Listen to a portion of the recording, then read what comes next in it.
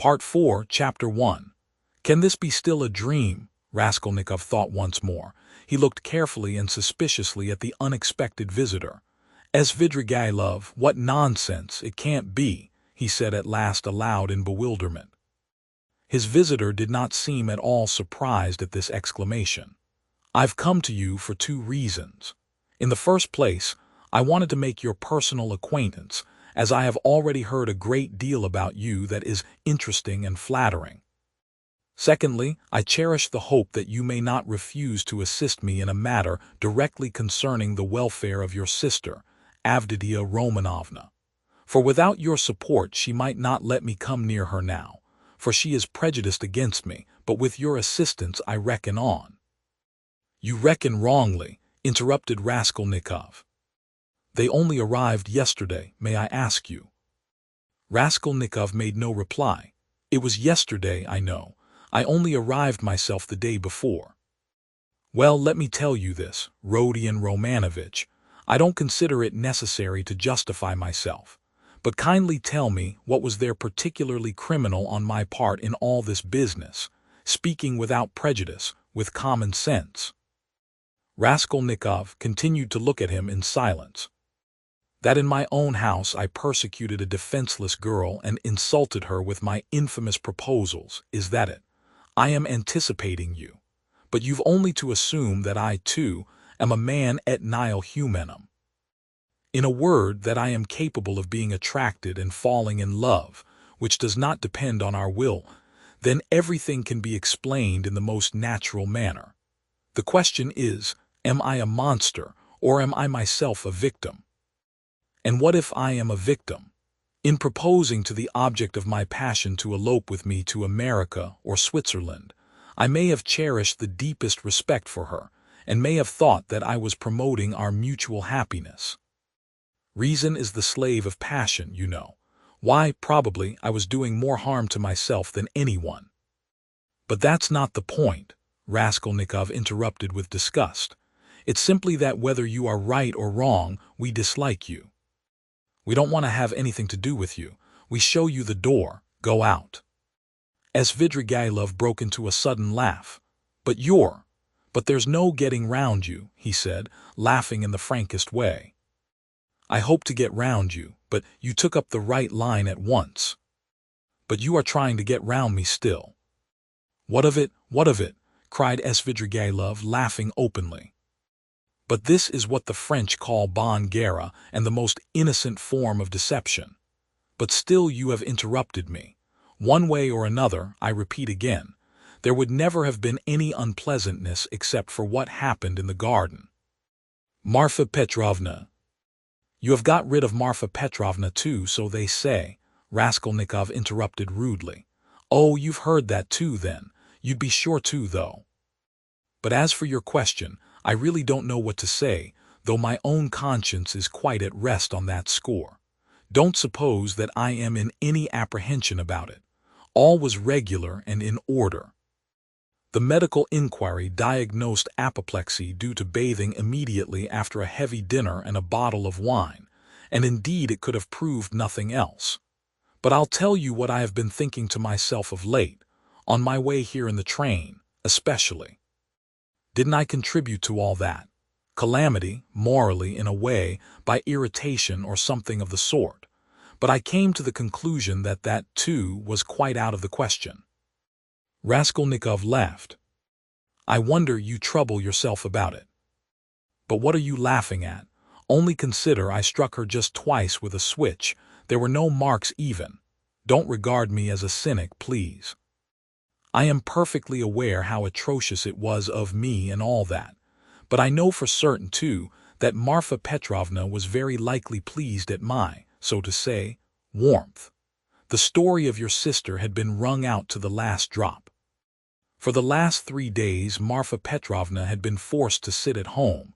She had nothing to show herself within the town. Besides, she had bored them so with that letter. You heard about her reading the letter. And all of a sudden, those 2 switches fell from heaven. Her first act was to order the carriage to be got out.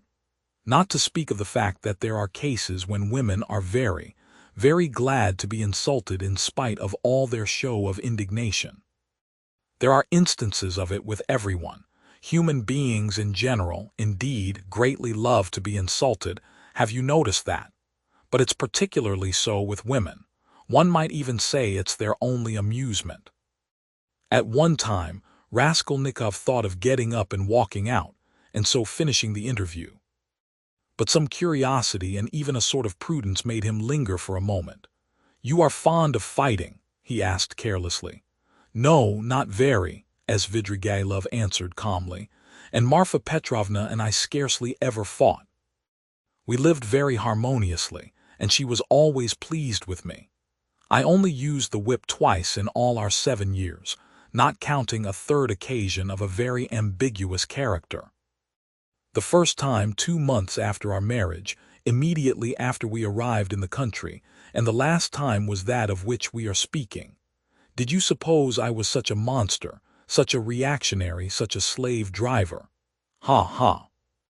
By the way, do you remember, Rodion Romanovitch, how a few years ago, in those days of beneficent publicity, a nobleman, I've forgotten his name, was put to shame everywhere in all the papers, for having thrashed a German woman in the railway train? You remember, it was in those days, that very year I believe, the disgraceful action of the age took place, you know, the Egyptian Nights, that public reading, you remember. The dark eyes, you know.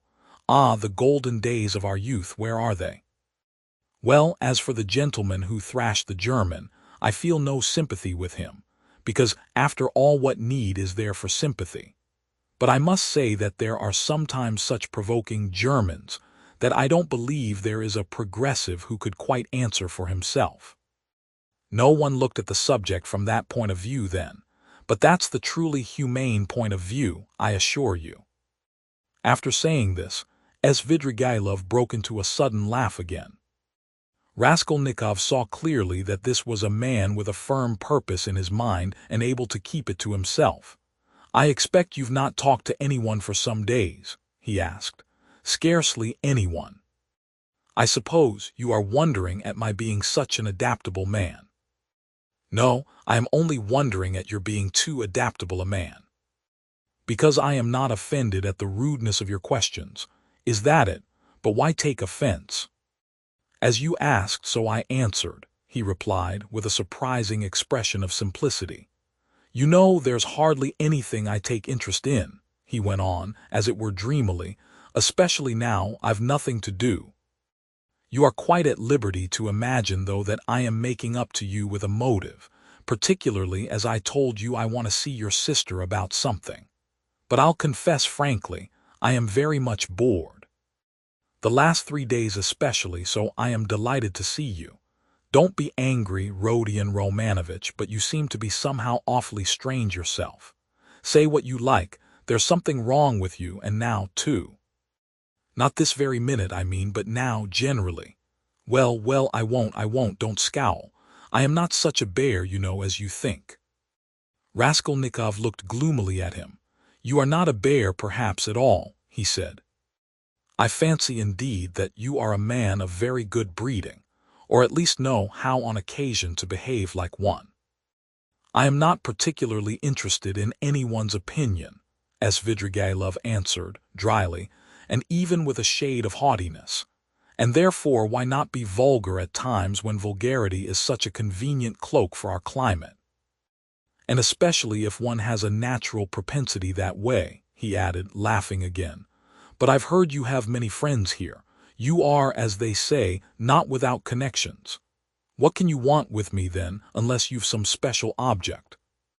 "That's true that I have friends here," Svidrigailov admitted, not replying to the chief point. "I've met some already. I've been lounging about for the last 3 days, and I've seen them or they've seen me. That's a matter of course. I am well dressed and reckon not a poor man. The emancipation of the serfs hasn't affected me. My property consists chiefly of forests and water meadows. The revenue has not fallen off, but I am not going to see them. I was sick of them long ago. I've been here 3 days and have called on no one. What a town it is! How has it come into existence among us? Tell me that. A town of officials and students of all sorts. Yes, there's a great deal I didn't notice when I was here 8 years ago, kicking up my heels. My only hope now is in anatomy. By Jove, it is. Anatomy. But as for these clubs, dust-outs, parades, or progress, indeed, maybe. Well, all that can go on without me, he went on, again without noticing the question. Besides, who wants to be a card sharper? Why have you been a card sharper then? How could I help being? There was a regular set of us, men of the best society 8 years ago. We had a fine time. And all men of breeding, you know, poets, men of property. And indeed, as a rule in our Russian society, the best manners are found among those who have been thrashed. Have you noticed that? I've deteriorated in the country. But I did get into prison for debt, through a low Greek who came from Nezhin. Then Marfa Petrovna turned up. She bargained with him and bought me off for 30,000 silver pieces. I owed 70,000. We were united in lawful wedlock, and she bore me off into the country like a treasure. You know, she was 5 years older than I. She was very fond of me. For 7 years I never left the country. And take note that all my life she held a document over me, the IOU for 30,000 rubles, so if I were to elect to be restive about anything I should be trapped at once. And she would have done it. Women find nothing incompatible in that. If it hadn't been for that, would you have given her the slip? I don't know what to say. It was scarcely the document restrained me. I didn't want to go anywhere else. Marfa Petrovna herself invited me to go abroad, seeing I was bored, but I've been abroad before and always felt sick there. For no reason but the sunrise, the Bay of Naples, the sea. You look at them and it makes you sad. What's most revolting is that one is really sad. No, it's better at home. Here at least one blames others for everything and excuses oneself. I should have gone perhaps on an expedition to the North Pole, because J.I. Levin movies and hate drinking, and there's nothing left but wine. I have tried it, but I say, I've been told Berg is going up in a great balloon next Sunday from the Yusupov garden and will take up passengers at a fee. Is it true? Why would you go up? No, oh no, muttered Svidrigailov, really seeming to be deep in thought. What does he mean? Is he in earnest? Raskolnikov wondered. No, the document didn't restrain me, Svidrigailov went on meditatively. It was my own doing, not leaving the country, and nearly a year ago Marfa Petrovna gave me back the document on my name day, and made me a present of a considerable sum of money, too. She had a fortune, you know. You see how I trust you, Arkady Ivanovitch. That was actually her expression. You don't believe she used it. But do you know I manage the estate quite decently? They know me in the neighborhood. I ordered books, too. Marfa Petrovna at first approved, but afterwards she was afraid of my overstudying. You seem to be missing Marfa Petrovna very much. Missing her, perhaps. Really, perhaps I am. And by the way, do you believe in ghosts? What ghosts? Why, ordinary ghosts. Do you believe in them? Perhaps not pour vous plaire. I wouldn't say no exactly. Do you see them then? Svidrigailov looked at him rather oddly. Marfa Petrovna is pleased to visit me, he said, twisting his mouth into a strange smile. How do you mean she is pleased to visit you? She has been 3 times. I saw her first on the very day of the funeral, an hour after she was buried. It was the day before I left to come here. The second time was the day before yesterday, at daybreak, on the journey at the station of Malaya Vishera, and the third time was 2 hours ago in the room where I am staying. I was alone. Were you awake? Quite awake. I was wide awake every time. She comes, speaks to me for a minute and goes out at the door, always at the door. I can almost hear her. What made me think that something of the sort must be happening to you? Raskolnikov said suddenly. At the same moment he was surprised at having said it. He was much excited. What, did you think so? Svidrigailov asked in astonishment. Did you really? Didn't I say that there was something in common between us, eh? You never said so, Raskolnikov cried sharply and with heat. Didn't I? No. I thought I did. When I came in and saw you lying with your eyes shut, pretending, I said to myself at once, here's the man. What do you mean by the man? What are you talking about? Cried Raskolnikov. What do I mean? I really don't know, as Svidrigailov muttered ingenuously as though he too were puzzled. For a minute they were silent. They stared in each other's faces. That's all nonsense, Raskolnikov shouted with vexation. What does she say when she comes to you? She, would you believe it, she talks of the silliest trifles, and man is a strange creature. It makes me angry. The first time she came in I was tired, you know. The funeral service, the funeral ceremony, the lunch afterwards. At last I was left alone in my study. I lighted a cigar and began to think. She came in at the door. You've been so busy today, Arkady Ivanovitch.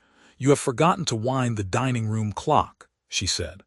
All those 7 years I've wound that clock every week, and if I forgot it she would always remind me. The next day I set off on my way here. I got out at the station at daybreak. I'd been asleep, tired out, with my eyes half open. I was drinking some coffee. I looked up and there was suddenly Marfa Petrovna sitting beside me with a pack of cards in her hands. Shall I tell your fortune for the journey, Arkady Ivanovitch? She was a great hand at telling fortunes. I shall never forgive myself for not asking her to. I ran away in a fright, and besides, the bell rang. I was sitting today, feeling very heavy after a miserable dinner from a cookshop. I was sitting smoking. All of a sudden Marfa Petrovna again. She came in very smart in a new green silk dress with a long train. Good day, Arkady Ivanovitch. How do you like my dress? Aniska can't make like this. Aniska was a dressmaker in the country, one of our former serf girls who had been trained in Moscow, a pretty wench. She stood turning round before me. I looked at the dress, and then I looked carefully, very carefully, at her face. I wonder you trouble to come to me about such trifles, Marfa Petrovna.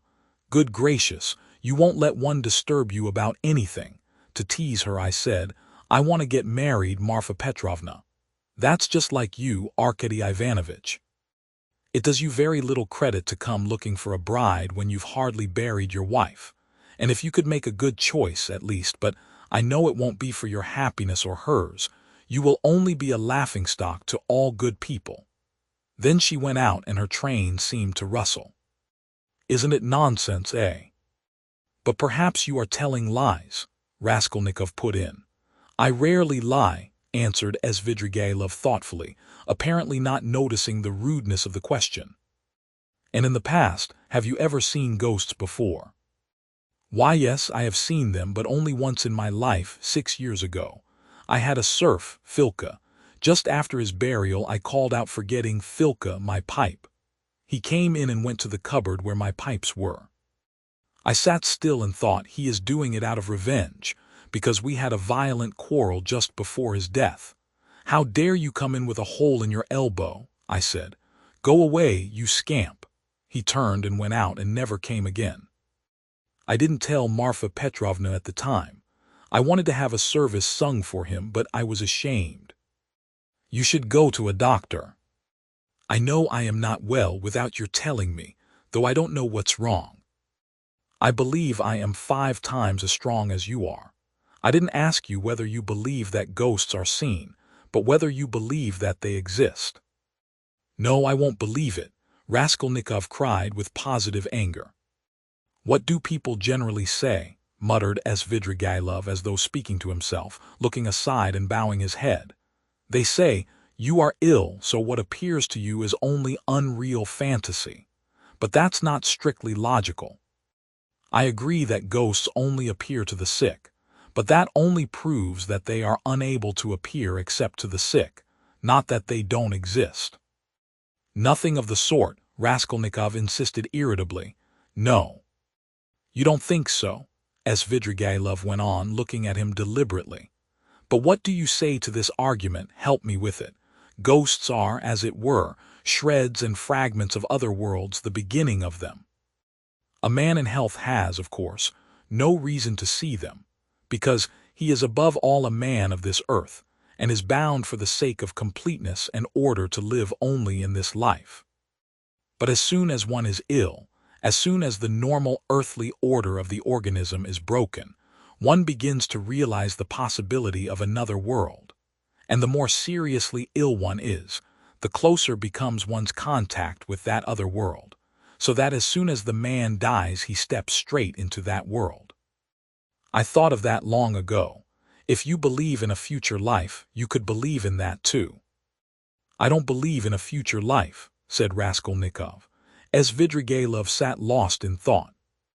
And what if there are only spiders there or something of that sort, he said suddenly. He is a madman, thought Raskolnikov. We always imagine eternity as something beyond our conception, something vast, vast. But why must it be vast? Instead of all that, what if it's one little room, like a bath-house in the country, black and grimy and spiders in every corner, and that's all eternity is? I sometimes fancy it like that. Can it be you can imagine nothing juster and more comforting than that? Raskolnikov cried, with a feeling of anguish.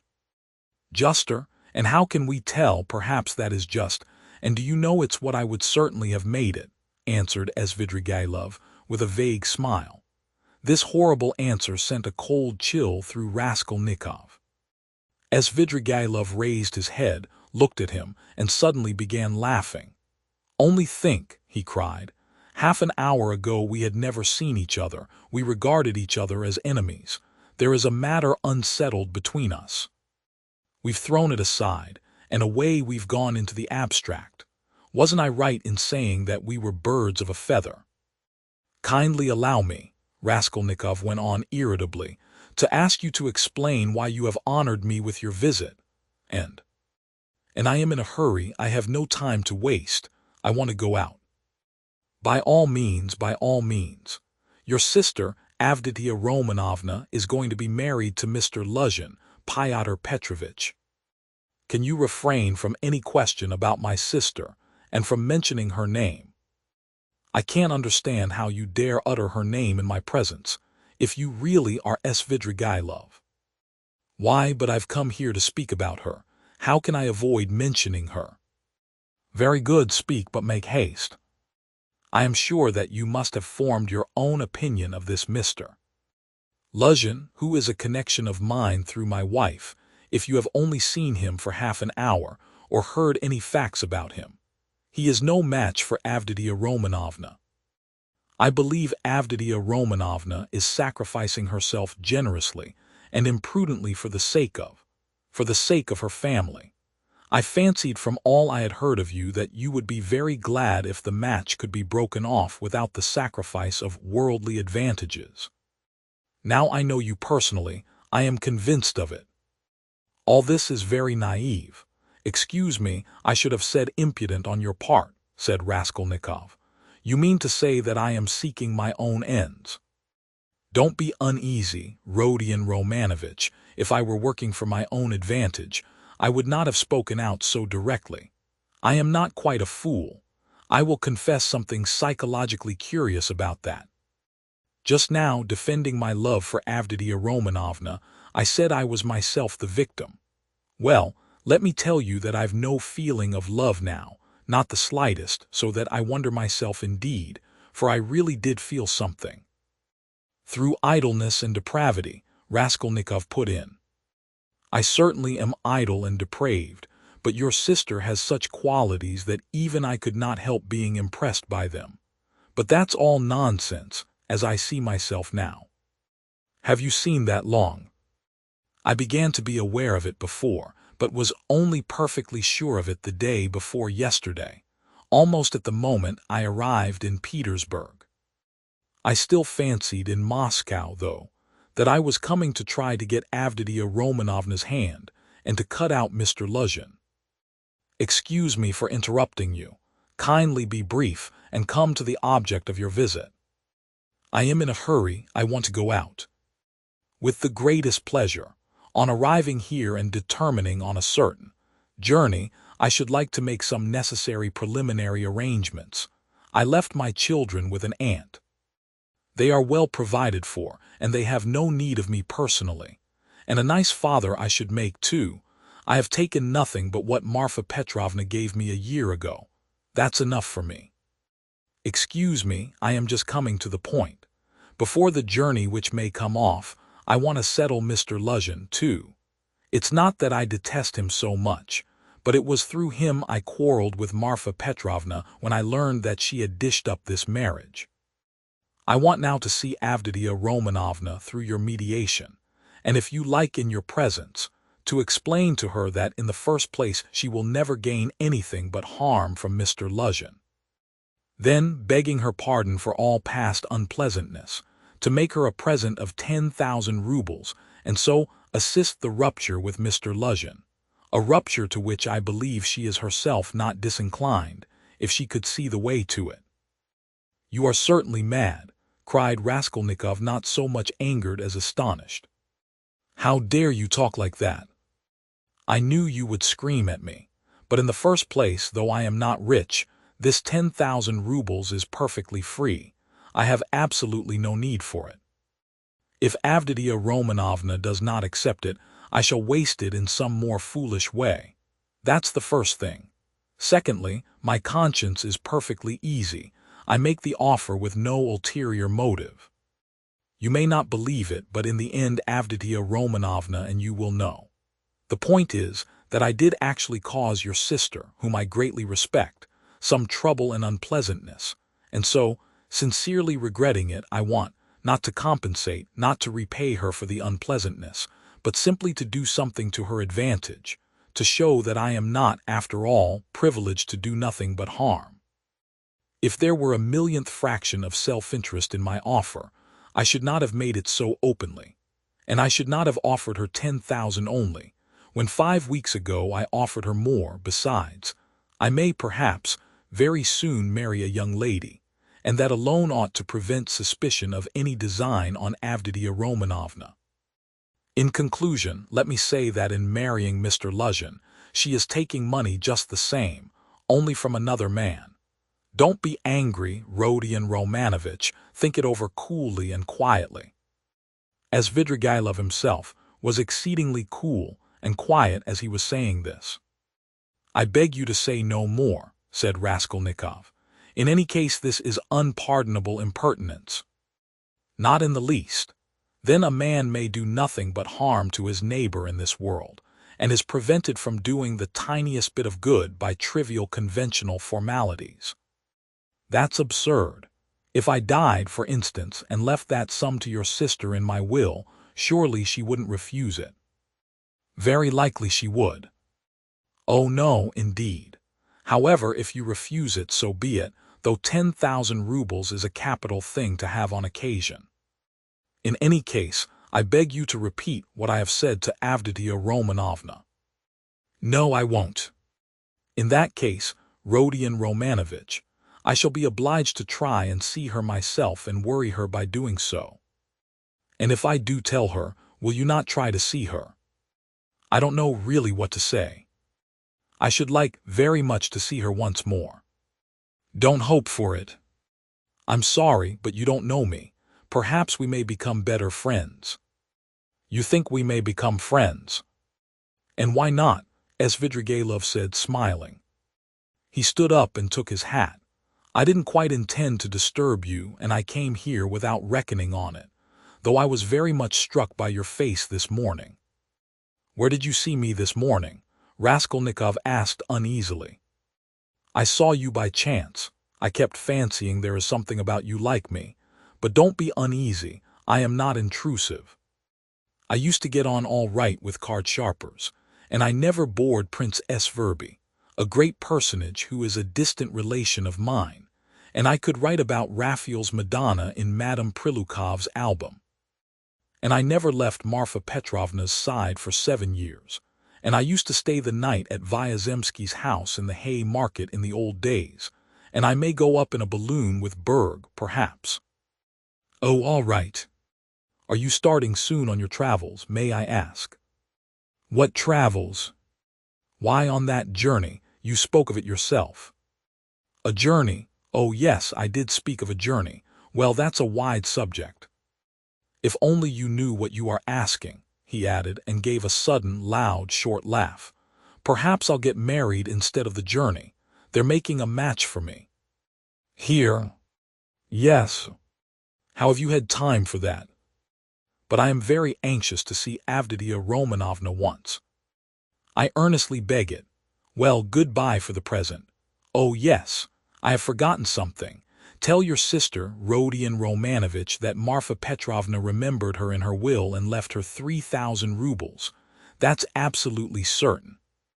Marfa Petrovna arranged it a week before her death, and it was done in my presence. Avditia Romanovna will be able to receive the money in 2 or 3 weeks. Are you telling the truth? Yes, tell her. Well, your servant.